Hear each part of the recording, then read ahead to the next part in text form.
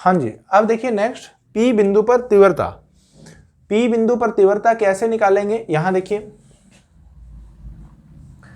इसमें तीव्रता निकालने से पहले हम आयाम निकालेंगे। आयाम किस किस बातों पर निर्भर करेगा वो हम लोग यहाँ पे, क्योंकि आयाम का स्क्वायर करेंगे तो तीव्रता आ जाएगी कि बिंदु P पर इस तरंगागर के कारण तीव्रता क्या होगी, इस वेव फ्रंट के कारण इंटेंसिटी क्या होगी। इसको फाइंड करने के लिए पहले हम एम्पलीट्यूड निकालेंगे, उसका स्क्वायर कर देंगे, आयाम का स्क्वायर करेंगे तो तीव्रता आ जाएगी। ठीक है, तो amplitude at point P due to wavefront depends upon flowing quantities.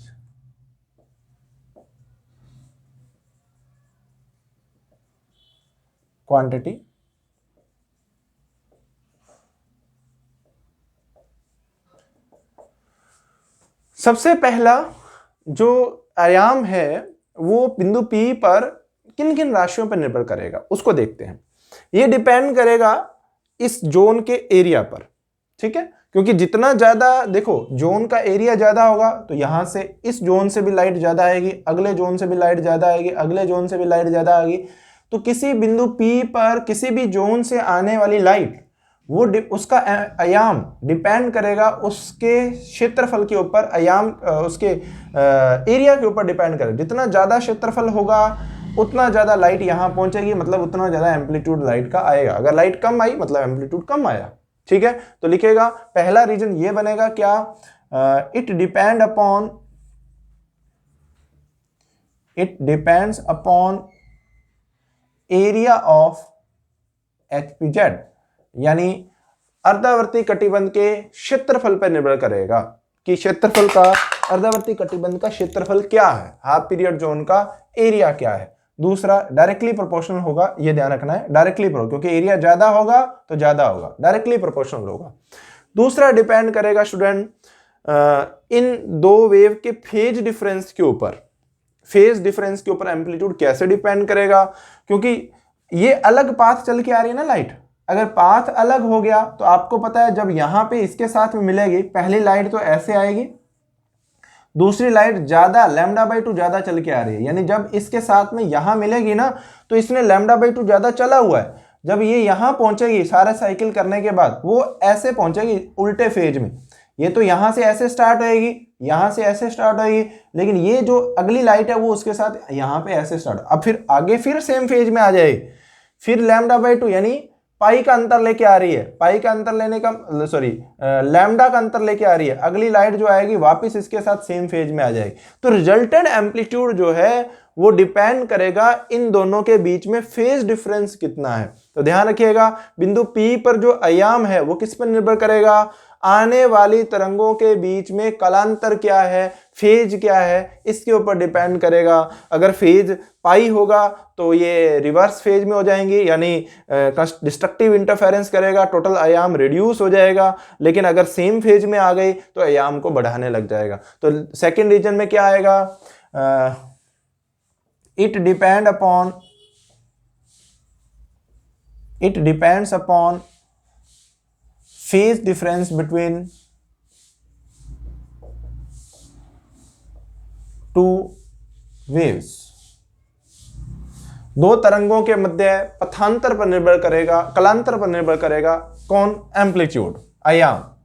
तीसरा निर्भर करेगा इसके एवरेज डिस्टेंस पे, यानी कितना दूर है। क्योंकि देखिए भाई एक मैं लाइट लगाई है, यहां लाइट लगाई, एक मान लीजिए ये हमारे पास पोल है, खंबा है जिसके ऊपर लाइट हमने लगाई है और उस पॉइंट पे देखना चाहते हैं। अगर लाइट यहां लगी है तो लाइट सीधी आराम से पहुंच जाएगी, लेकिन हम बहुत ऊपर लगा देते हैं लाइट को तो वहां से लाइट कम पहुंच पाएगी ना, तो लाइट का एम्पलीट्यूड कम आ पाएगा वहां।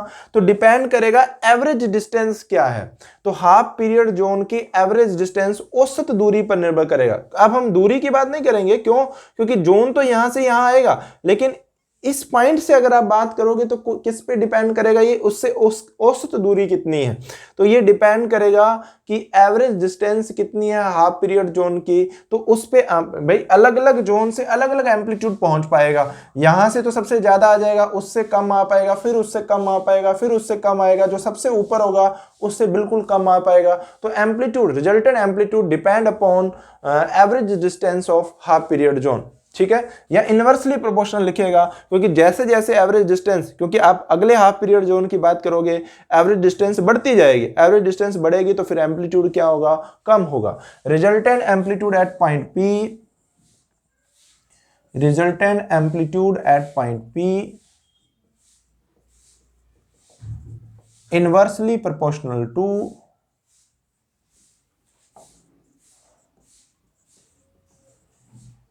average distance of HPZ,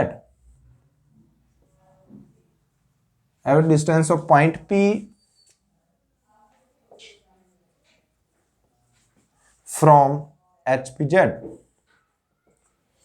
अर्धावर्ती कटिबंध से बिंदु P की जो औसत दूरी है उस पर निर्भर करेगा परिणामी आयाम, क्योंकि औसत दूरी अगर ज्यादा होगी परिणामी आयाम कम हो जाएगा। तो जो आयाम है वो इनवर्सली प्रोपोर्शनल होता है, यहां लिख सकते हो amplitude is inversely proportional to average distance, औसत दूरी के इनवर्सली प्रोपोर्शनल होता है, व्युत्क्रमानुपाती होता है, ठीक है, ध्यान रखना है। तीसरा पॉइंट। फोर्थ पॉइंट, एक क्वांटिटी हम डिफाइन कर रहे हैं 1 plus cos theta n directly proportional to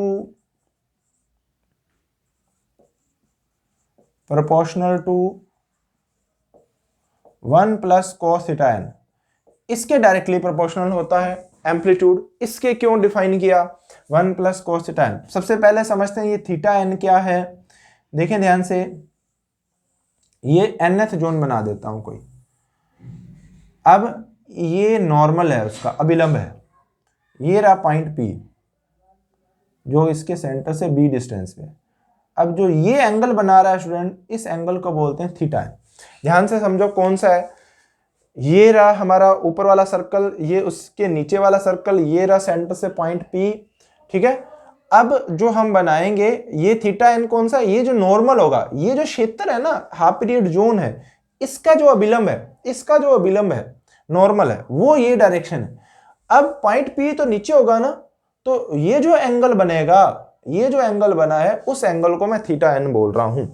अब थीटा n किसी भी जोन के लिए कब चेंज होगा, जब हमारा जो ये हाफ पीरियड जोन है वेव फ्रंट ऐसे आ रहे हो, पॉइंट P तो हमारा वही है, वेव फ्रंट ऐसे आ रहे हो, ऐसे पॉइंट P यहां है, तो थीटा n तो इधर चला गया, पॉइंट P इधर आ गया, तो क्या बढ़ेगा, थीटा n बढ़ेगा।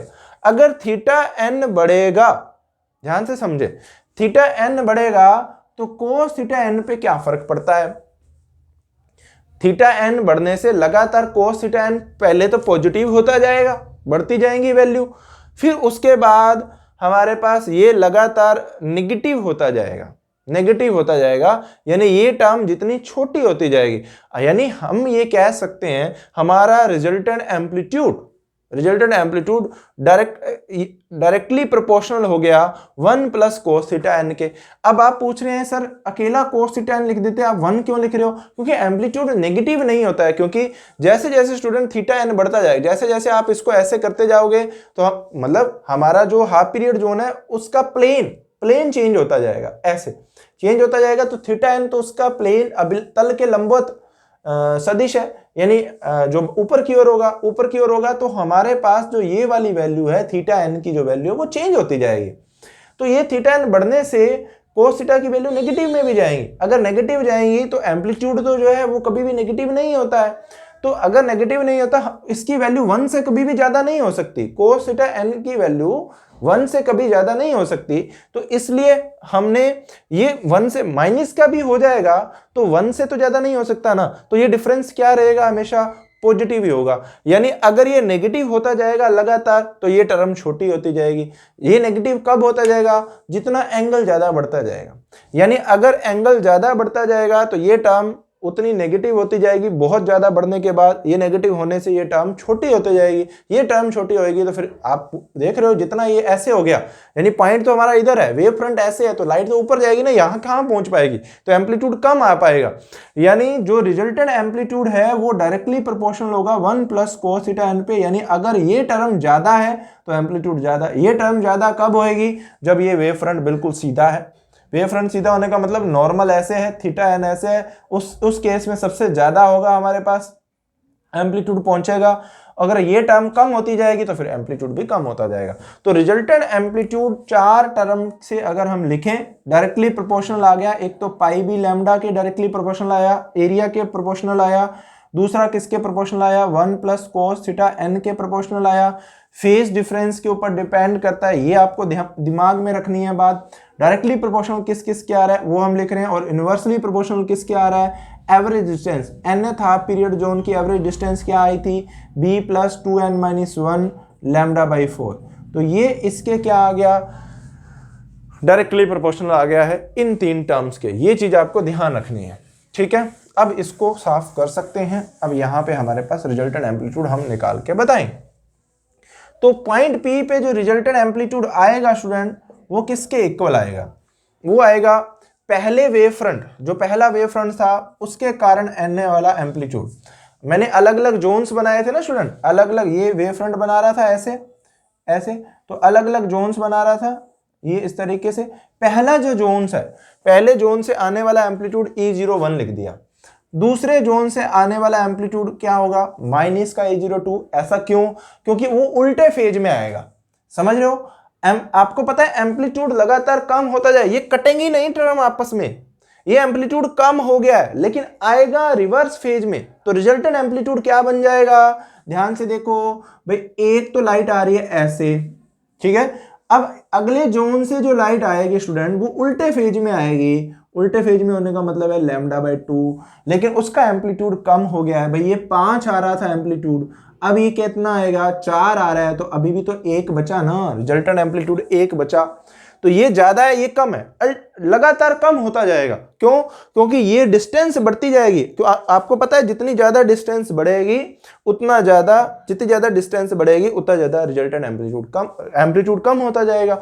तो ये कम होते जाएंगे, फिर नेक्स्ट आएगा वो सेम फेज में आएगा, फिर नेक्स्ट आएगा वो उल्टे फेज में आएगा, फिर नेक्स्ट आएगा सेम फेज में आएगा, प्लस डैश डैश डैश -1 की पावर n माइनस 1 E0n लिखेंगे। ऐसा क्यों लिखा? देखो n इक्वल टू 2 ले लो, 2 माइनस 1 कितना होएगा?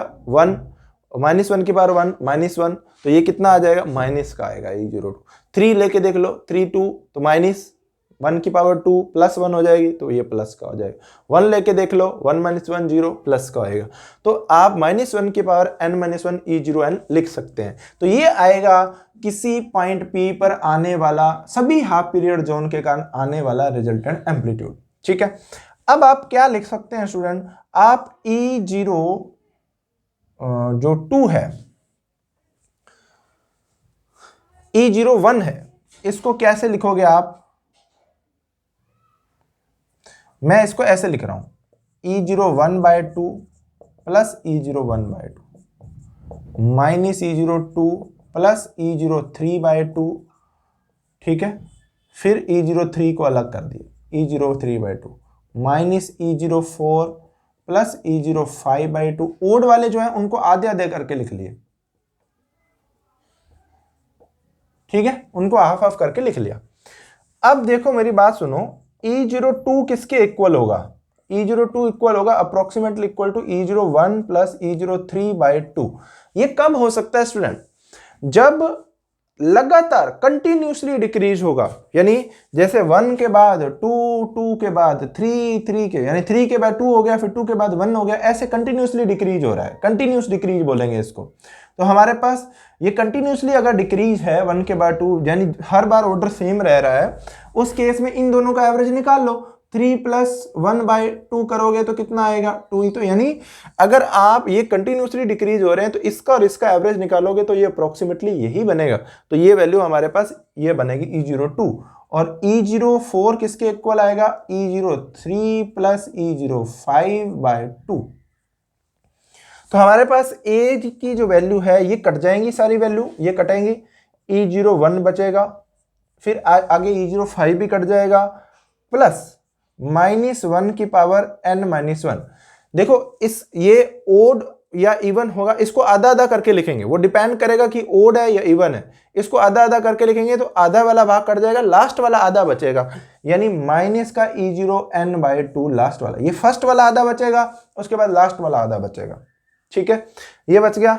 अब अगर n इवन है तो एम्पलीट्यूड क्या हो जाएगा, E01/2 प्लस n इवन है तो क्या आएगा 2 4, तो ये प्लस का आएगा कुछ ना कुछ 3 आएगा, जैसे मतलब 4 है तो कितना आएगा 4 - 1 3, तो 3 क्यूब माइनस का ही आएगा ना, तो E0 - n/2 ये एम्पलीट्यूड बन जाएगा रिजल्टेंट। ये ओड होने पर n ओड है, सॉरी n इवन है, अगर n ओड है तो E01/2 ओड है 3/2 होएगा ना, तो प्लस क्या आएगी हमेशा टर्म E0n/2, ये वाला एम्पलीट्यूड आ जाएगा। चलिए अब देखो, अगर n बहुत लार्ज है, एक्चुअल में होगा भी ऐसा ही, बहुत सारे जोन्स आप मान सकते हैं, तो क्योंकि एक वेव फ्रंट में तो इन्फानाइट जोन बन सकते हैं, तो अगर बहुत सारे जोन है, n इज वेरी लार्ज, तो E0n/2 यानी जो nth होगा, लास्ट वाला जो हाफ पीरियड होगा, उससे तो बिल्कुल कम एम्पलीट्यूड आएगा, इसकी वैल्यू तो बिल्कुल कम होगी, क्योंकि ये सबसे ऊपर होगा। सबसे ऊपर होने से यहां से जो ए वाला एम्पलीट्यूड पहुंचेगा पॉइंट पी पे, वो बहुत ही कम पहुंच पाएगा। तो रिजल्टेंट एम्पलीट्यूड अगर मैं आपसे पूछूं कितना पहुंच पाएगा, तो रिजल्टेंट एम्पलीट्यूड पहुंच पाएगा E01/2, यानी पहले वाला जो जोन आप एज्यूम कर रहे हो उसका आधा एम्पलीट्यूड ही आप रिजल्टेंट एम्पलीट्यूड के इक्वल मान सकते हो। तो परिणामी तीव्रता किसके इक्वल आ जाएगी, E01 का स्क्वायर, यही होती है रिजल्टेंट इंटेंसिटी। इस तरीके से हम लोग फ्रेजनल हाफ पीरियड जोन की हेल्प से रिजल्टेंट इंटेंसिटी जो है वो क्या कर सकते हैं, फाइंड कर सकते हैं। बाकी देखेंगे नेक्स्ट लेक्चर में।